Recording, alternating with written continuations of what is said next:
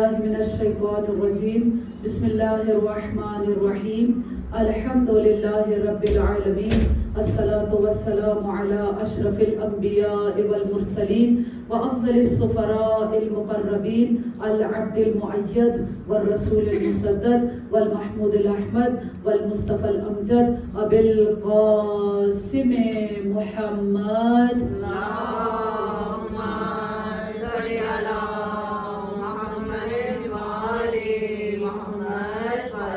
وعلى آله الطيبين الطاهرين المعصومين المظلومين الذين هم مركان الإيمان وأمناء الرحمن وبهم يمسك الله السماء أن تقال الأرض وبهم يمسك الله الأرض أن تميد بأهلها وبهم تنشر الرحمة ولولا منهم لساقت بأهلها لا سيما بقية الله روحي وأرواحنا لتراب مقدمه الفداء الذي يملأ الأرض قسطا وعدلا بعدما ملئت ظلما وجورا اللهم اجعلنا من أنصاره وأعوانه ولا تجعلنا من أعدائه صلوات پڑھیں اللهم صل على محمد وآل محمد وعجل فرجهم اما بعد فقد قال المعصوم علیہ السلام السلام علیکم یا اہل بیت النبوہ ومعدن الرسالہ ومہبط الوحی وخزان العلم ومنتہى العلم واصول الکرام صلوات پڑھیں محمد والے محمد اللهم صل على محمد وآل محمد وعجل فرجهم اجمعین۔ زیارت جامع کبیرہ کے ابتدائی الفاظ کو آپ کے سامنے پیش کیا۔ ہم سب جانتے ہیں کہ زیارت جامع کبیرہ امام ہادی علیہ السلام سے منسوب دعا ہے کہ جب امام ہادی علیہ السلام سے پوچھا گیا کہ آپ اہل بیت کے فضائل کو بیان کریں، آپ ائمہ علیہ السلام کے فضائل کو بیان کریں، تو جناب امام ہادی علیہ السلام نے اس پوری زیارت جامع کبیرہ کو نقل کیا۔ بہرحال چونکہ معصوم سے منسوب ہے یہ زیارت، تو معصوم ہی معصوم کے فضائل کو بیان کرتے ہوئے فرماتے ہیں کہ السلام علیکم یا اہل بیت النبوہ ومعدن الرسالہ ومہبط الوحی ومختلف الملائکہ، کہ اے ائمہ علیہ السلام آپ پر سلام ہو کہ آپ اہل بیت نبوت ہیں، نبی کا گھرانہ نہیں ہے، آپ نبوت کا گھرانہ ہیں، آپ معدن رسالت ہیں، آپ مہبط وحی ہیں، آپ مختلف ملائکہ ہیں۔ ان سب کے ترجمے آپ سب کو معلوم ہوں گے، یعنی آپ وہ گھرانہ ہے کہ جہاں پر وحی کا نزول ہوتا ہے، آپ وہ گھرانہ ہے کہ جہاں پر ملائکہ کی آمد و رفت رہتی ہے، اکثر و بیشتر جہاں پر ملائکہ کا فرشتوں کا آنا جانا رہتا ہے، آپ وہ ہستیاں ہیں۔ اور پھر اس کے بعد کیا کہا کہ آپ کیا ہیں؟ آپ خزان العلم ہے، یعنی علم کے خزانے آپ کے سینوں کے اندر ہیں، وہ منتہى العلم، اور جہاں پر علم کی آخری انتہا نظر آتی ہے وہ آپ ائمہ علیہ السلام ہیں، واصول الکرم، اور آپ سب کیا ہیں؟ آپ ائمہ علیہ السلام آپ کرم کی بنیادیں ہیں۔ صلوات پڑھیں محمد والے محمد۔ اللهم صل على محمد وآل محمد وعجل۔ آج جو میرا موضوع جو میں نے رکھا ہے وہ اس زیارت کے جو جملے جن کو پڑھا ہے ان میں سے آخری جملہ ہے کہ اے ائمہ علیہ السلام آپ کیا ہیں؟ آپ اصول الکرم ہیں، یعنی آپ کرم کی بنیادیں ہیں۔ کرم کیا چیز ہے؟ ویسے تو آپ جب انگلش میں اس کا ترجمہ کرتے ہیں تو صرف کیا کہا جاتا ہے؟ جنرosity، ٹھیک ہے، صرف اتنا ہی ملا ہے مجھے، لیکن جب آپ عربی زبان کے اندر اس کو دیکھتے ہیں تو کرم کا معنی بہت وسیع معلوم ہوتا ہے، بہت وسیع معنی ہے۔ پروردگار عالم جب اپنے آپ کو کہتا ہے، اپنا تعارف کرواتا ہے، تو پروردگار اپنے آپ کو سخی نہیں کہتا، حالانکہ بعض اوقات یہ سمجھا جاتا ہے کہ شاید سخی ہونا اور کریم ہونا ایک ہی چیز ہے۔ توجہ چاہوں گی، کریم ہونا اور سخی ہونا ایک ہی چیز ہے، حالانکہ ایسا نہیں ہے۔ اگر سخاوت اور کرم ایک ہی چیز ہوتی تو پروردگار عالم اپنے آپ کو سخی کہتا، لیکن پروردگار نے اپنے آپ کو سخی نہیں کہا، بلکہ کیا کہا ہے کہ تمہارا پروردگار کریم ہے۔ فَإِنَّ رَبِّي غَنِيٌّ كَرِيمٌ، کہ میرا رب کیا ہے؟ غنی بھی ہے اور کریم بھی ہے۔ ہم جب قرآن کے بارے میں، قرآن کی صفات کو بیان کرتے ہیں، انشاءاللہ آگے آگے کی جو چند مجالس رہ گئی اس میں ضرور انشاءاللہ قرآن کے اوصاف کو بیان کرنے کی کوشش کروں گی. قرآن کے بہت سارے نام ہیں. توجہ سلوات پڑھے محمد والے محمد.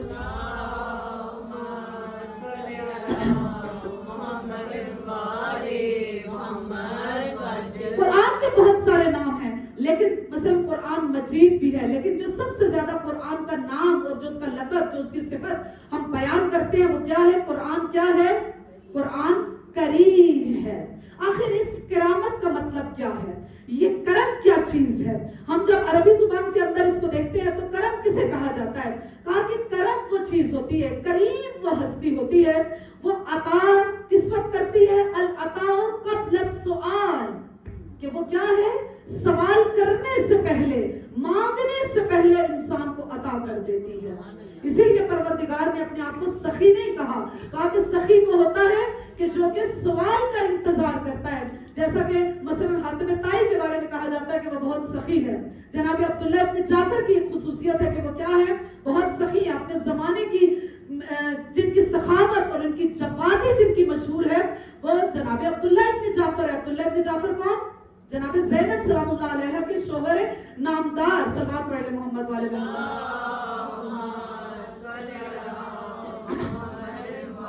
سخاوت اور کرامت کے درمیان فرق ہی یہ ہے کہ سخی وہ ہوتا ہے جو کسی کے مانگنے کا انتظار کرتا ہے, جو کسی سوال کا انتظار کرتا ہے.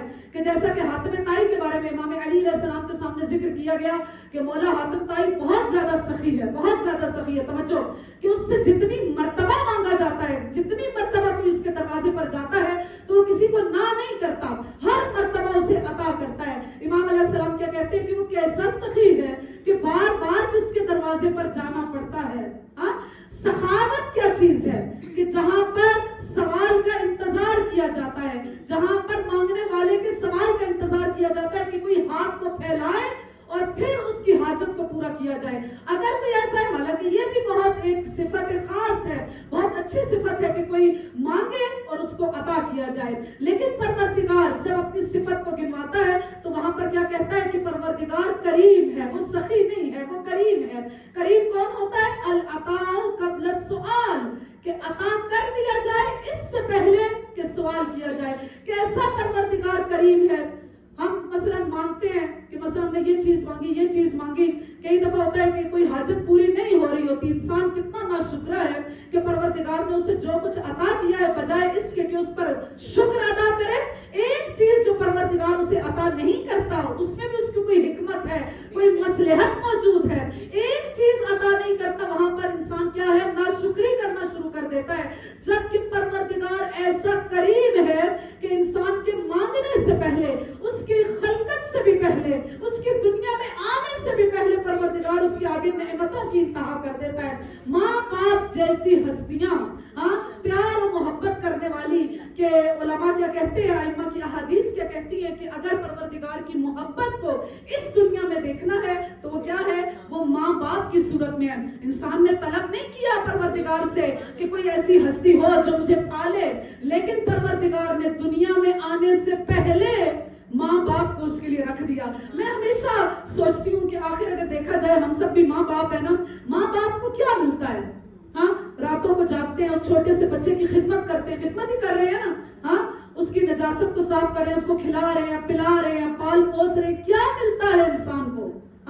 ایک ماں بچے کی نجاست کو بھی صاف کرتی ہے, حالانکہ خود تھکی بھی ہوگی, رات بھر جاگی بھی ہوگی, لیکن اس کے بعد بھی وہ کیا کرتی ہے؟ بچے کو اٹھا کر پیار کرتی ہے. یہ کیا ہے؟ یہ پروردگار کے کرم کا نمونہ ہے. انسان کے دنیا میں آنے سے پہلے پروردگار, مانگنے سے پہلے پروردگار اس کے اوپر اپنی نعمتوں کی انتہا کر دیتا ہے. سبحان اللہ.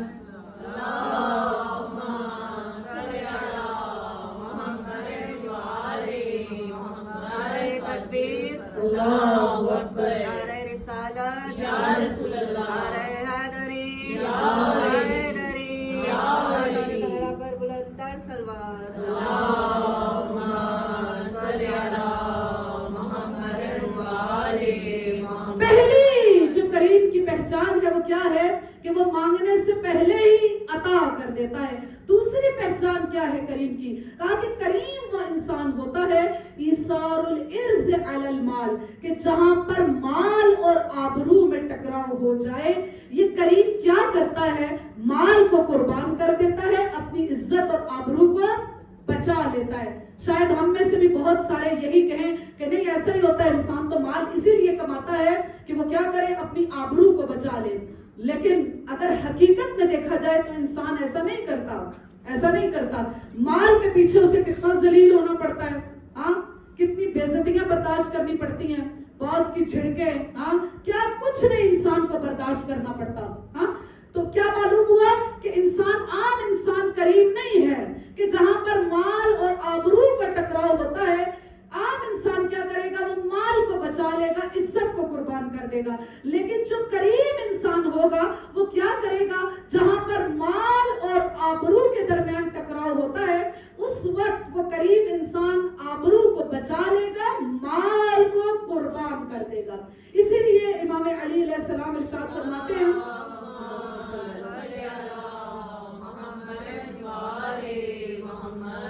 امام علیہ السلام کہتے ہیں کہ جب تم کسی پہ احسان کرتے ہو، کسی کو کچھ عطا کیا، کسی کو کچھ دیا، کسی یتیم کے سر پر شفقت کا ہاتھ رکھا، کسی کی کوئی دنیاوی ضرورت کو پورا کیا، مانوی ضرورت کو پورا کیا، تو اس کے بعد کبھی بھی شکریہ کا انتظار نہ کرو، شکریہ کا انتظار نہ کرو۔ کیوں نہ کرو؟ کیوں نہ کرو؟ مثلا عام دنیا تو یہی کہتی ہے، ہم بچوں کو بھی سکھاتے ہیں کہ کوئی آپ کی مثلا کوئی فیور کرتا ہے تو آپ کیا کریں؟ وہاں پر اس کو تھینکس کہیں، اور یہ بہت بڑا ایک ادب شمار کیا جاتا ہے آج کی دنیا میں کہ کیا کیا جائے، کوئی آپ کی ہیلپ کرے، کوئی آپ کی مدد کرتا ہے تو وہاں پر آپ کیا کریں؟ آپ اس کا شکریہ ادا کریں۔ لیکن امام علیہ السلام کیا کہتے ہیں؟ امام کیا کہتے ہیں؟ امام کہتے ہیں کہ جب تم کسی کے سر پر دست شفقت کو رکھو، تم جب کسی دنیاوی ضرورت کو پورا کرو، کسی کی مالی حاجت کو پورا کرو، تو وہاں پر شکریہ کے انتظار میں نہ رہو۔ کیوں نہ رہو؟ کیوں نہ رہو؟ اس لیے کہ جب تم نے کسی پر احسان کیا تو تم نے کیا کیا ہے؟ اپنی شرافت کا مظاہرہ کیا ہے، اس کی نظروں میں اپنی عزت کو کما لیا ہے، اس کی نظروں میں تم کریم ہو گئے ہو، تم نے کرامت کو حاصل کر لیا، اپنی عزت نفس کو حاصل کر لیا، اپنی شرافت کو جب حاصل کر لیا تو اب تمہیں کس شکریہ کی ضرورت ہے؟ کس شکریہ کی ضرورت ہے؟ اسی لیے اس کرامت کے معیار پر وہ ہستیاں پوری اترتی ہیں کہ جو کبھی روٹی کو دیتی ہیں یتیم کو، کبھی مسکین کو، کبھی اسیر کو، پورے کا پورا سورہ دہر آ جاتا ہے، لیکن اس کے مقابل میں کبھی بھی شکریہ نہیں مانگتی، بلکہ سورہ دہر کیا کہتا ہے کہ لا نرید منکم جزاء ولا شکورا، کہ ہم اہل بیت نبی تم سے کسی قسم کی جزا اور شکریہ کو نہیں مانگتے ہیں، کیونکہ یہ کون سی ہستیاں ہیں؟ یہ کریم ہستیاں ہیں۔ صلوات پڑھ لیں محمد والے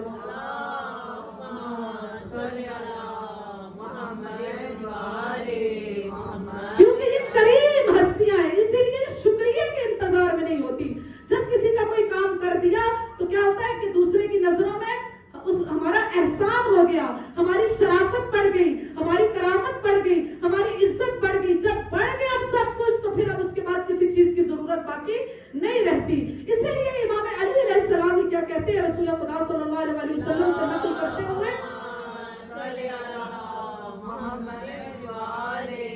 امام کیا کہتے ہیں؟ ضروری نہیں ہے کہ کریم انسان مسلمانوں میں ہی ہو، بلکہ دیکھا ہی گیا ہے کہ مسلمان تو بہت زیادہ بخیل بھی ہے، بہت کنجوس بھی ہے، لعین بھی ہے۔ ہاں، امام کیا کہتے ہیں رسول خدا سے نقل کرتے ہوئے کہ رسول خدا کا ارشاد ہے کہ اکرموا کریم کلکم، ہر گروہ کے، ہر قوم کے کریم انسان کا احترام کرو۔ جو بھی کریم انسان ہے، جس کے پاس شرافتیں ہیں، جس کے پاس نجابتیں ہیں، ضروری نہیں ہے کہ وہ مسلمان ہو سکتا ہے کہ وہ کافر ہے، ہو سکتا ہے کہ مشرک ہے، ہو سکتا ہے کہ عیسائی ہے، ہو سکتا ہے کہ وہ یہودی ہے، تمہارا ہم مذہب نہیں ہے، ہاں، لیکن اس کے باوجود رسول خدا کیا کہتے ہیں کہ ہر قوم کے کریم انسان کا احترام تمہارے اوپر واجب ہے۔ یہی وجہ ہے کہ ایک مرتبہ جب رسول خدا صلی اللہ علیہ وسلم کے بعد ایک مرتبہ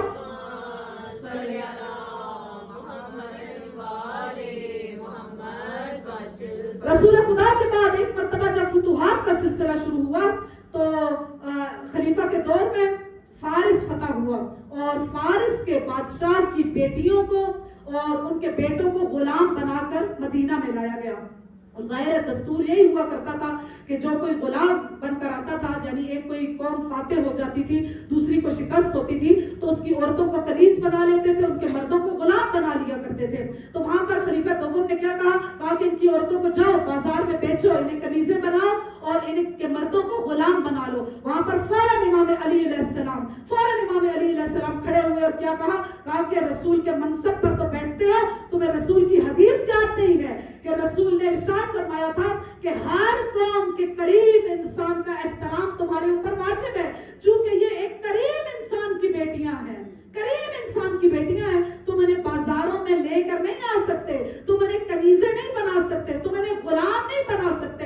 اگرچہ یہ تمہاری طرح مسلمان نہیں ہے، لیکن چونکہ ان کے اندر کرامت موجود ہے، چونکہ یہ کریم خاندان سے تعلق رکھتے ہیں، اس وجہ سے تم انہیں کنیز اور غلام بنانے کا بھی حق نہیں رکھتے. ہم جانتے ہیں کہ رسول خدا نے اس حدیث کو کیوں بیان کیا ہوگا، لیکن بہرحال بعد رسول خدا اس حدیث کی لاج نہیں رکھی گئی. بہر سلوات پڑھے محمد والے محمد.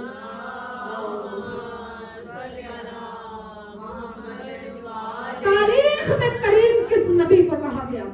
کس نبی کو کریم کہا گیا؟ ویسے تو ظاہر ہے انبیاء کی یہ خصوصیت ہے، لیکن ہوتا ہے کہ کوئی ایک صفت، کوئی ایک خصوصیت کسی ایک نبی سے مخصوص ہو جاتی ہے. کس نبی کو کریم کہا گیا؟ جناب یوسف علیہ السلام کو. اور کتنا کریم کہا گیا؟ 4 نسلوں تک کریم کہا گیا. کیا کہا گیا؟ کہ حضرت یوسف کریم ابن کریم ابن کریم ابن کریم ہے، یعنی 4 نسلوں تک کریم ہے. حضرت یوسف ان کے یعنی بابا حضرت یعقوب علیہ السلام، ان کے بابا اسحاق اور ان کے بابا حضرت ابراہیم علیہ السلام، 4 نسلوں تک حضرت یوسف علیہ السلام کریم ہے. کیوں کریم ہے؟ کہا اس لیے کہ جب حضرت یوسف علیہ السلام کو ظاہری حکومت ملتی ہے، تخت پر بیٹھتے ہیں، تو جناب یوسف علیہ السلام نے جتنے بھی خزانے تھے ان خزانوں کو اپنے پاس نہیں رکھا، بلکہ ان خزانوں کے منہ کو کھول دیا. ہر شخص کے لیے خزانوں کو عطا کیا. اسی لیے حضرت یوسف علیہ السلام کو کیا کہا جاتا ہے کہ آپ کریم ابن کریم ابن کریم ابن کریم ہیں. لیکن آج جس ہستی کا ذکر کرنا ہے اور آج تک جس ہستی کا دسترخوان کرامت سجا ہوا ہے، وہ کیسی کریم ہستی ہے؟ آپ سب جانتے ہیں کہ کس کا ذکر ہو رہا ہے، وہ امام حسین علیہ السلام ہے. اگر امام حسین علیہ السلام کی اس نسل کرامت کو دیکھا جائے، حضرت یوسف 4 نسلوں سے صرف کریم ہے. انہیں صرف 4 مرتبہ کریم کہا گیا کہ آپ کے بابا کریم ہیں، آپ کے دادا کریم ہیں، اور پر دادا حضرت ابراہیم علیہ السلام کریم ہیں. لیکن جو امام حسین علیہ السلام ہے، ان کے بارے میں کیا کہا گیا کہ آپ کریم ابن کریم ابن کریم ابن کریم ابن کریم تا حضرت ابراہیم علیہ السلام. کتنی کرامتیں، کتنی نسل با کرامت ہے امام حسین علیہ السلام کی. بس صلوات پڑھ لیں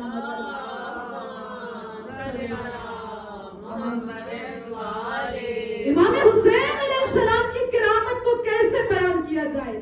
کتنا کریم ہے وہ حسین، کتنا کریم ہے کہ روایات کیا کہتی ہیں کہ امام حسین علیہ السلام کی کرامت اور ان کی شرافت اور ان کا جود و سخا کب سے ہے؟ جس دن امام حسین علیہ السلام پیدا ہوئے، اپنی پیدائش کے پہلے دن فطرس کو آزاد کرنے والے ہیں، اور اپنی شہادت کے آخری دن حر کو علیہ السلام بنانے والے ہیں. ہم سب جانتے ہیں کہ فطرس پروردگار کے عطاب میں آیا ہوا تھا، عذاب میں آیا ہوا تھا، اور ملائکہ کے ساتھ جب اس کو ایک مرتبہ لایا گیا کہ اس نے پوچھا کہ اے ملائکہ آج تم کہاں جا رہے ہو؟ کہا تمہیں نہیں معلوم آج کریم ابن کریم ابن کریم ابن کریم کی ولادت ہے، آج دنیا میں اس کی آمد ہے. جو کرامت کو اپنے دامن میں رکھتا ہے، جو شرافت کو اپنے دامن میں رکھتا ہے. کہا کہ مجھے بھی لے چلو، مجھے بھی لے چلو. اب جب فطرس کو لایا گیا تو روایات کیا کہتی ہے، رسول خدا نے پوچھا کہ یہ کون ہے؟ کہا کہ یہ فطرس ہے. وہ تمام واقعہ آپ سب کے ذہنوں میں ہے. بہرحال رسول خدا نے کیا کہا؟ یہ نہیں کہا کہ اسے حسین سے مس کرو، کیا کہا؟ اسے حسین کے گہوارے سے مس کرو. جو ہی امام حسین علیہ السلام کے گہوارے سے فطرس کا مس ہونا تھا، وہ جو پروبال جل چکے تھے وہ دوبارہ آ گئے، اور چونکہ اس کے تکبر کی وجہ سے وہ عذاب الہی کا شکار ہوا تھا، وہ عذاب پروردگار کا شکار ہوا تھا. لیکن ایک مرتبہ پھر کیا کہتا ہے،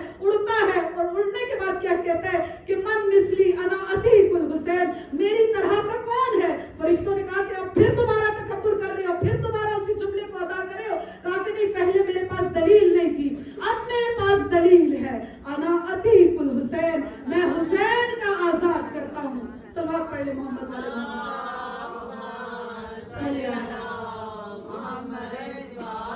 अपनी पैदाइश के पहले दिन हुसैन ने अपनी किरामत को दिखाया, अपनी करीमी को दिखाया, फुतरस को परवरदिगार के अजाब से निजात अता की और अपनी जिंदगी के आखिरी दिन हुर को अलैहिस्सलाम बना दिया। जब इमाम हुसैन अलैहिस्सलाम 2 मुहर्रम को वारिद करबला हुए और उसके बाद एक मर्तबा जमीन करबला को खरीदा, तवज्जो, जमीन करबला को खरीदा। इमाम हुसैन अलैहिस्सलाम की किरामत और इमाम की करीमी कहां कहां नजर नहीं आती। जब उस जमीन करबला को खरीदा, हम सब जानते हैं, मसाइब में आपने बारहा इसको सुना हुआ है कि इमाम ने जमीन को खरीदा और खरीदने के बाद दोबारा बनी असद को हिबा कर दिया। ये इमाम की करीमी है। और साथ शर्त क्या रखी कि देखो, क्या इमाम ने शर्त रखी थी कि देखो, जब कोई मेरा जायर मेरी कब्र का निशान पूछता हुआ आए तो क्या करना, कभी भी उसे भूखा और प्यासा न रहने देना। सखी वो होता है कि जो दस्तरखान पर बिठा कर किसी को खिलाता है, लेकिन करीम वो इंसान होता है कि जिसकी वो किरामत का दस्तरखान आज भी करबला में सजा हुआ हम सबको नजर आता है। सलवात पढ़ ले इमाम हुसैन अलैहिस्सलाम की ज़ात अक़दस पर।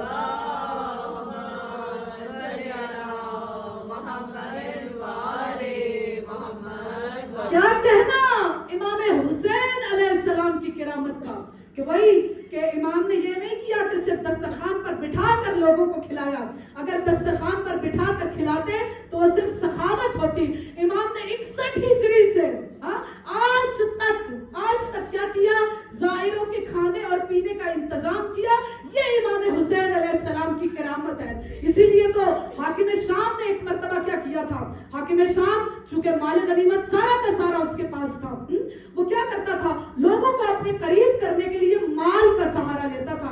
उसने एक मर्तबा क्या किया कि माल को मुख्तलिफ हिदिये तोहफे की सूरत में, ज़र जवाहिर की सूरत में उसने क्या किया, मुख्तलिफ अफराद को, जो भी चीदा अफराद थे उनकी तरफ वो माल भेजा। जो भी मतलब उस वक्त के सरकर्दा अफराद होंगे उनकी तरफ भेजा। जाहिर है मुआविया के दौर में इमाम हुसैन अलैहिस्सलाम भी एक सरकर्दा शख्सियत है, इमाम के लिए भी माल भेजा। साथ हाकिम शाम क्या कहता है कि देखो मैं माल भेज रहा हूं, लेकिन मुझे मालूम है कि जिस की तरफ माल भेज रहा हूं वो इस माल से क्या क्या करेगा। फलां की तरफ माल भेजा, मसलन वो इससे अपनी जमीन खरीदेगा, फलां को भेजूंगा वो इससे ये करेगा। लेकिन जब इमाम हुसैन अलैहिस्सलाम की बारी आई, उसने क्या कहता है, और लोगों को दूसरा बताना चाहता है कि देखो मैं कितना मर्दुम शनास हूं, मैं कितना लोगों को जानता हूं। उसने क्या कहा कि जब ये माल हुसैन के पास जाएगा तो हुसैन क्या करेंगे। जाहिर है कोई हाकिम शाम का जाती माल नहीं था कि इमाम उसे वापस कर देते। वो किसका माल था, वो किसका माल था, माले गनीमत था, उमूम मुस्लिमीन का माल था। इमाम वापस नहीं करते। मुआविया क्या कहता है, हाकिम शाम ने क्या कहा कि देखो मुझे मालूम है कि जब हुसैन के पास ये माल जाएगा तो हुसैन क्या करेंगे। कहा कि हुसैन इस माल को यतीमों पर खर्च कर देंगे। हाँ, जासूस भी साथ गए कि वाकई देखें कि क्या हाकिम शाम ने सही कहा है या नहीं कहा।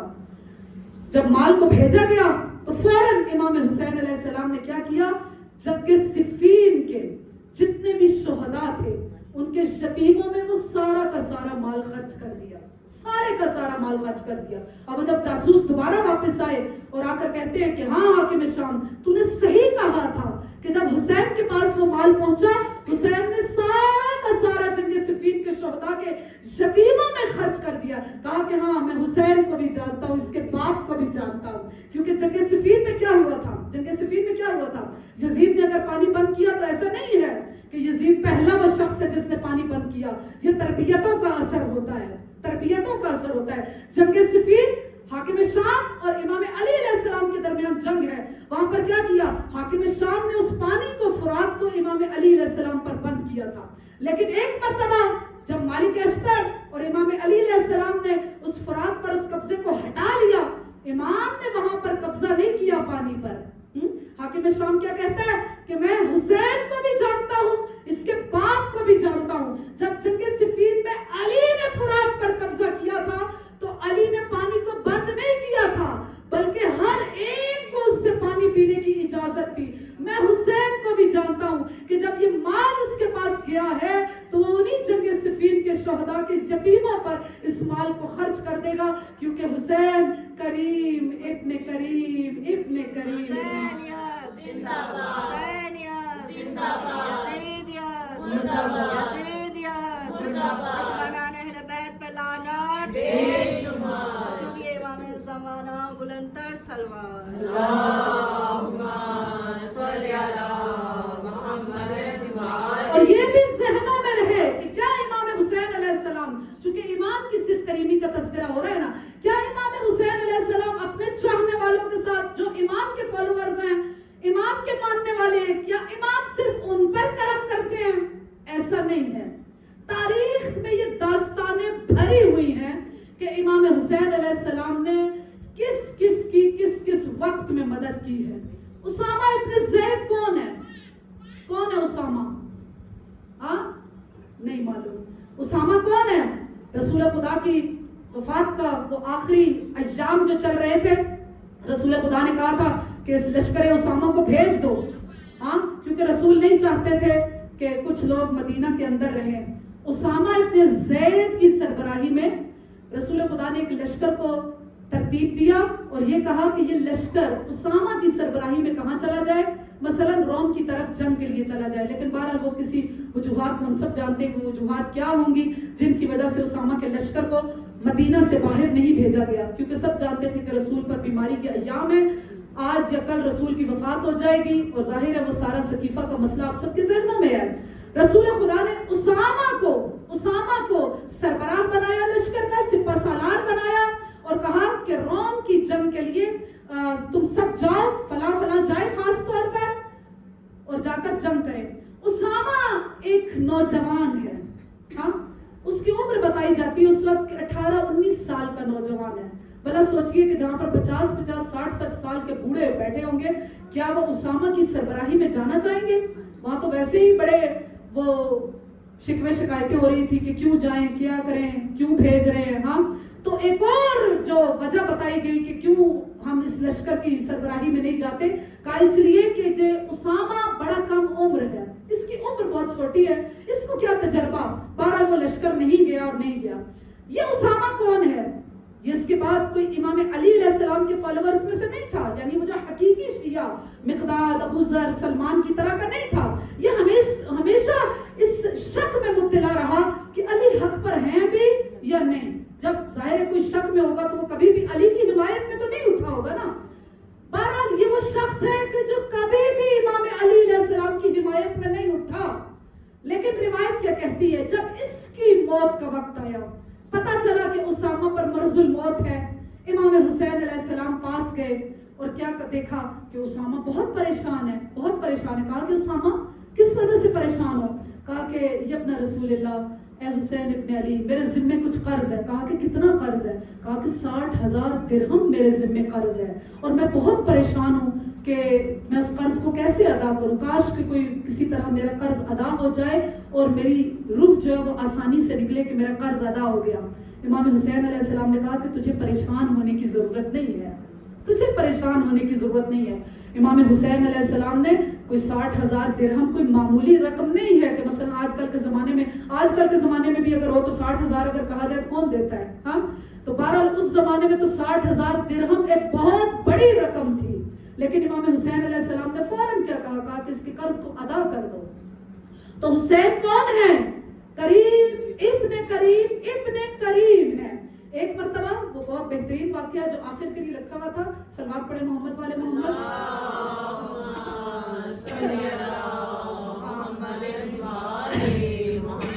امام حسین علیہ السلام کی کریمی کو کیسے بیان کیا جائے۔ ایک مرتبہ شاید پہلے بھی اس واقعے کو آپ کے سامنے بیان کر چکی ہوں، انشاءاللہ کہ سب کے ذہنوں میں تازہ ہوگا، اگر نہیں ہے تو ابھی بطور تذکر اس کو دوبارہ بیان کر رہی ہوں کہ ایک مرتبہ ایک اعرابی آتا ہے مسجد میں، اور مسجد میں بہت سارے لوگ بیٹھے ہوئے ہیں، اور آ کر ان سب لوگوں میں نہیں، آ کر سیدھا امام حسین علیہ السلام کے پاس آتا ہے اور آ کر کہتا ہے کہ یا امام حسین علیہ السلام مجھے کچھ عطا کیجئے۔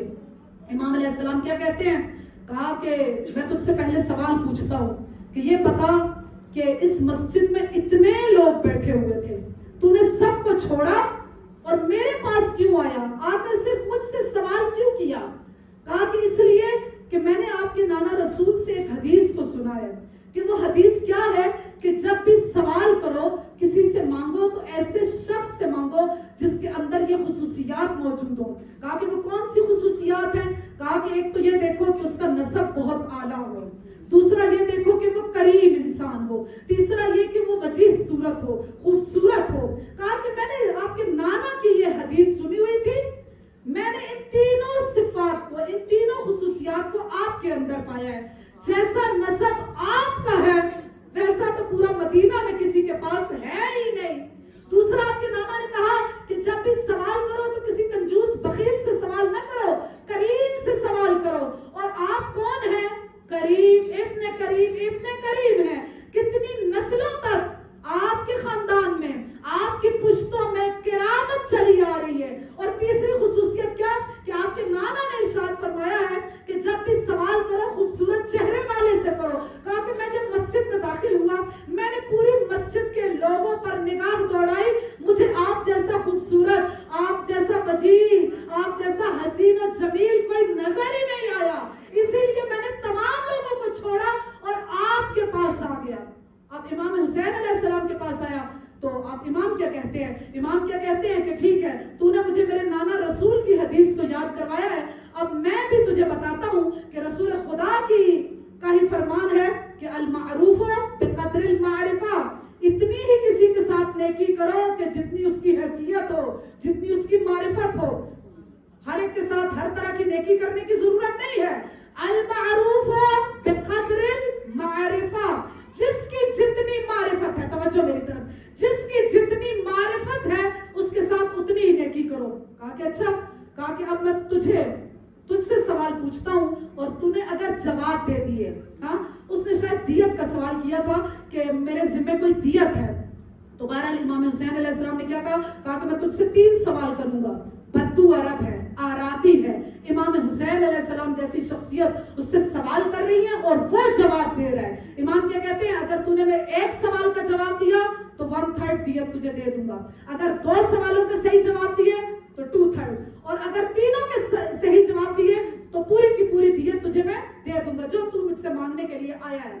بہرحال امام علیہ السلام نے سب سے پہلا سوال کیا. اور دیکھیے کہ بعض اوقات جب ایسی احادیث کو دیکھتے ہیں کہ دیکھیے کہ ہمارا معیار, ہمارا شعور, ہمارا علم, ہماری معرفت کتنی ہونی چاہیے. ایک بدو عرب, ایک آرابی امام حسین جیسی شخصیت کے پاس آ رہا ہے, امام اس سے سوال کر رہے ہیں اور وہ سوالوں کے جواب دے رہا ہے. امام نے اس سے کیا پوچھا؟ کہا کہ اچھا یہ بتاؤ کہ ای العمل افضل, بتاؤ سب سے بہترین, سب سے افضل عمل کیا ہے؟ کیا ہے سب سے افضل عمل؟ کیا ہے سب سے افضل عمل؟ ہم سب بھی تو حسینی بیٹھے ہوئے ہیں نا, ہم سب بھی رسول خدا کی حدیث کو سننے والے ہیں. سب سے بہترین عمل کیا ہے؟ سب سے بہترین عمل کیا ہے؟ امام حسین پوچھ رہے ہیں اور وہ جواب دے رہا ہے. اس نے کیا جواب دیا؟ الایمان باللہ. سب سے بہترین, سب سے افضل عمل یہ ہے کہ انسان اللہ پر ایمان رکھتا ہو. اگر اللہ پر ایمان رکھتا ہوگا تو پھر کیا ہوگا؟ یہی تو سب سے بہترین. ساری چیزیں تو آئی اس کے اندر جاتی ہیں نا. دوسری چیز امام نے کیا پوچھی؟ اچھا ٹھیک ہے, تو نے صحیح جواب دیا, ایک حصہ تیرا ہو گیا, 1/3 اسے. کہا کہ امام نے کہا کہ ٹھیک ہے, اس کا تو حقدار ہو گیا. اب دوسرا سوال کیا؟ کہا کہ بتا کہ کیا چیز انسان کو ہلاکت سے بچاتی ہے؟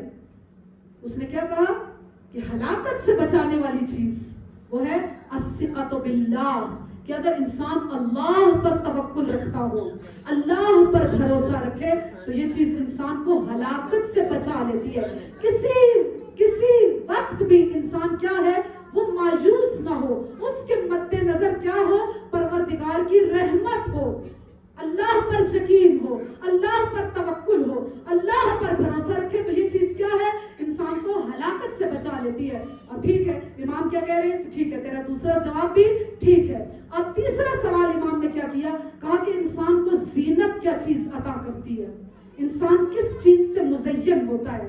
یعنی انسان کو یوں سوچئے کہ انسان کے پاس کچھ نہیں ہے, لیکن اگر کیا چیز ہوگی تو وہ انسان کو آرائش عطا کرتی ہے, اسے زینت عطا کرتی ہے, اسے خوبصورتی عطا کرتی ہے. اب وہ جواب دے رہا ہے. اس نے کیا کہا کہ سب سے پہلی چیز یہ ہے کہ العلم مع الحلم، کہ انسان کے پاس کیا ہو، جو چیز انسان کو خوبصورتی عطا کرتی ہے وہ کیا ہے، انسان کے پاس علم ہو لیکن اس کے ساتھ ساتھ حلم بھی موجود ہو. اب امام علیہ السلام کیا کہتے ہیں کہ ہو سکتا ہے کہ کسی کے پاس علم موجود نہ ہو، بہت سارے، ضروری تو نہیں ہے کہ ہر انسان عالم ہو، علم نہیں ہے لیکن پھر بھی کیا چیز انسان کو زینت عطا کرتی ہے. اس شخص نے کیا جواب دیا، مال مع الکرم، کہ کیا چیز انسان کو زینت عطا کرتی ہے، علم نہیں ہے، حلم نہیں ہے، لیکن اگر انسان کے پاس مال ہو اور مال کے ساتھ وہ کریم بھی ہو، وہ عطا کرنے والا ہو، تو یہ چیز انسان کو زینت عطا کرتی ہے. امام پھر پوچھتے ہیں کہ ہو سکتا ہے کسی کے پاس مال بھی نہ ہو، کسی کے پاس علم بھی نہ ہو، پھر کیا چیز انسان کو زینت عطا کرتی ہے؟ وہ شخص جواب دیتا ہے کہ تیسری چیز انسان کو زینت عطا کرنے والی وہ کیا ہے، فقر مع الصبر، کہ انسان فقیر ہو لیکن اس کے ساتھ ساتھ اس کے پاس صبر کی طاقت موجود ہو. اب امام کیا کہتے ہیں کہ اگر یہ بھی نہ ہو، مال بھی نہیں ہے، علم بھی نہیں ہے، فقر بھی نہیں ہے، تو اب کیا وہ شخص کہتا ہے کہ بس اس کے لیے یہی کافی ہے کہ آسمان سے ایک پتھر آئے اور پروردگار اسے ہلاک کر دے. سلوات پڑھ لیں محمد والے محمد. اللہم صلی علی محمد وآلِ محمد. بہرحال جس ہستی کا دسترخوان کرامت آج تک سجا ہوا ہے وہ ہستی حسین علیہ السلام، حسین علیہ السلام ہے. یا جو مجلسیں ہیں یہ کیا ہیں، یہ حسین کی کرامت کا دسترخوان ہے کہ ہم جب ان مجلسوں میں آتے ہیں تو کیا حاصل کرتے ہیں، ثواب حاصل کرتے ہیں، درجات حاصل کرتے ہیں، گناہ کم ہوتے ہیں، توفیقات میں اضافہ ہوتا ہے، انسان کے عشق معرفت میں اضافہ ہوتا ہے، ہاں انسان کی دعائیں مستجاب ہوتی ہیں. تو یہ سب کیا ہے، ایک مجلس حسین ہے لیکن اس کے اندر کتنا کچھ موجود ہے.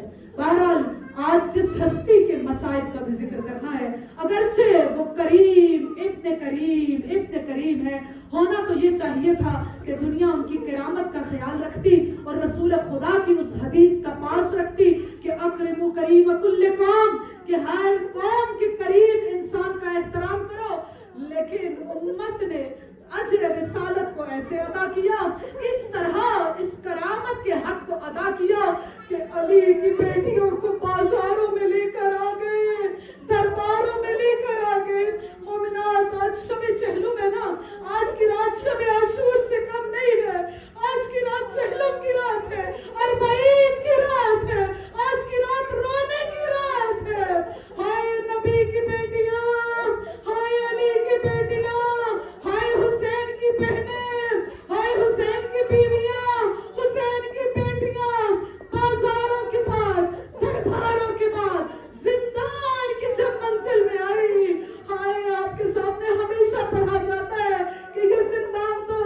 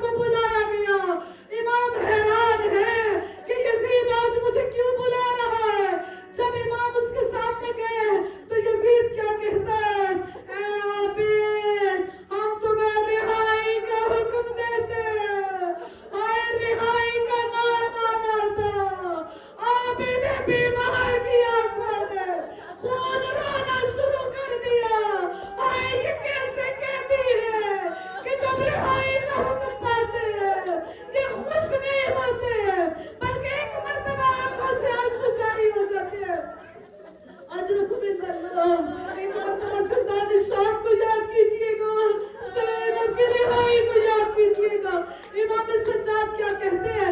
اے یزید میں اپنے بابا کے سر کے بغیر شام سے نہیں جاؤں گا۔ پہلے تو یزید نے انکار کیا، لیکن اس کے بعد کیا کہا کہ نہیں، سجاد کو سارے سرائے شہداء دے دیے جائے، سجاد اپنے شہداء کے سروں کو لے کر جائے۔ اب امام سجاد نے ایک اور بات کی، وہ کیا کہا کہ اے یزید جتنا ہمارا مال لوٹا گیا تھا اس مال کو ہمیں واپس کر دیا جائے۔ یزید کہتا ہے اے سجاد جتنا اس کے بدلے میں مال لے سکتے ہو مال لے لو، درہم و دینار لے لو، لیکن میں وہ تمہیں تبرکات کیسے واپس کروں؟ وہ کوئی کس سپاہی کے گھر میں ہے، کوئی کس سپاہی کے گھر میں ہے۔ لیکن امام سجاد نے روتے ہوئے کہا ارے بتا تو سکینہ کی بالیوں کی کتنی قیمت دے گا، تو زہرا کی چادر کی کتنی قیمت دے گا، تو علی اصغر کے جھولے کی کتنی قیمت دے گا؟ جب تھوڑی دیر گزر گئی نا عابد بیمار زندان میں دوبارہ واپس آئے، لیکن امام نے کیا کیا؟ آج دروازے پر کھڑے ہو گئے۔ بی بی زینب پوچھتی ہے اے سجاد آج کیا عالم ہے، زندان کے دروازے پر کیوں کھڑے ہو گئے؟ ایک مرتبہ سید سجاد نے کہا اے پھوپھی اماں ہمیں رہا کر دیا گیا، آج زندان شام میں ایک مرتبہ کوہرام پپا ہو گیا، واہ حسینہ واہ غربتہ واہ ظلمتہ۔ اور جناب زینب وہاں پر کیا کہتی ہے؟ اے سجاد یزید کو پیغام بھیج دو، ارے میں تب تک شام سے نہ جاؤں گی جب تک میں یہاں مجلس حسین کو بابا نہ کر لوں۔ ایک کمرے کو مختص کیا گیا جہاں پہ جناب زینب نے مجلس حسین کو بابا کیا۔ اسی لیے علماء کیا کہتے ہیں اگر سال میں نہ ہو سکے تو ایک مرتبہ اپنے گھروں میں مجلس حسین کو ضرور بابا کیا کرو، کیونکہ یہ مجلس حسین ارے زینب کی یادگار ہے۔ بی بی کیا کہتی ہے ارے میں تب تک شام سے نہ جاؤں گی کہ جب تک میں یہاں مجلس حسین بابا نہ کر لوں۔ ایک مرتبہ شام کی ساری عورتیں آئی، آج جو وہاں پر ذاکرہ ہے وہ کوئی اور ذاکرہ نہیں ہے، وہ علی کی سے بیٹی زینب ہے۔ بی بی نے ایک مرتبہ مصائب کربلا کو بیان کیا، آئے میرا حسین، آئے میرا عباس، آئے میرا علی اکبر۔ ایک مرتبہ جو زندان سے جانے کا وقت آیا سرہائے شہداء کو لایا گیا، اور جب ایک ایک سر آتا تھا نا ایک ایک ماں اٹھتی تھی اس سر کو قبول کرتی تھی۔ ارے جب علی اکبر کا سر آیا ماں در اکبر آگے بڑھی، بڑھ کر استقبال کیا، اپنے بیٹے کے سر کو گود میں رکھا۔ ارے جب قاسم کا سر آیا فرما اٹھی اور اٹھ کر اس کے سر کا استقبال کیا۔ لیکن روایت کیا کہتی ہے جب سر حسین آیا بیویوں نے اپنے اپنے وارثوں کے سروں کو چھوڑ دیا، ایک مرتبہ سر حسین کو درمیان میں رکھا، آئے زندان شام میں ماتم بپا ہوا، واہ حسینہ واہ غربتہ واہ ظلمتہ۔ اجرکم عند اللہ۔ اب جب شام سے جانے کا وقت آیا نا، اور زینب شام سے کیسے جائے گی؟ محملوں کو بلایا گیا۔ بی بی نے جب دیکھا کہ محملوں پر پردے پڑے ہوئے زرق برق لباس ہے، بی بی کیا کہتی ہے سید سجاد ان زرق برق کپڑوں کو اتار دو، یہاں پر سیاہ کپڑوں کو لٹکا دو، ارے تاکہ زینب کا یہ قافلہ جہاں سے گزرے ارے پتہ چلے کہ ہم حسین کے عزادار جا رہے ہیں۔ ایک مرتبہ بیویوں کو دوبارہ محملوں میں سوار کیا گیا۔ ارے جناب زینب نے اپنے سر کو پیٹ لیا، اور ان محملوں کا کیا فائدہ، ان پردوں کا کیا فائدہ، اور جب سارا شام شہر ہمیں دیکھ چکا ان پردوں کا کوئی فائدہ نہیں ہے۔ امام سجاد ایک ایک بیوی کو محمل میں بٹھاتے ہیں، لیکن ایک مرتبہ پھر کوہرام پپا ہوا۔ ارے رباب نظر نہیں آ رہے، ارے رباب کہاں پر ہے؟ امام سجاد کہتے ہیں مجھے معلوم ہے میری ماں رباب کہاں پر ہے، رباب کہاں پر ہے؟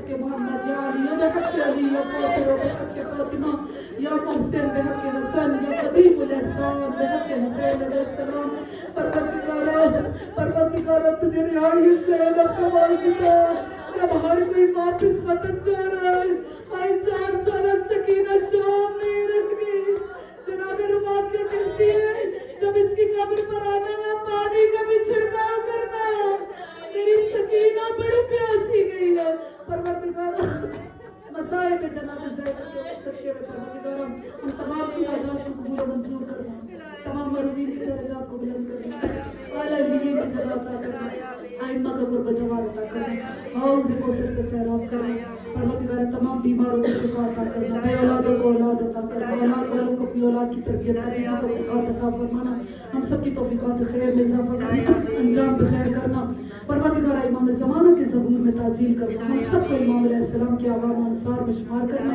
ہماری عمروں کو طولانی کرنا کہ امام کے ظہور کو دیکھ سکے صلی اللہ علیہ وسلم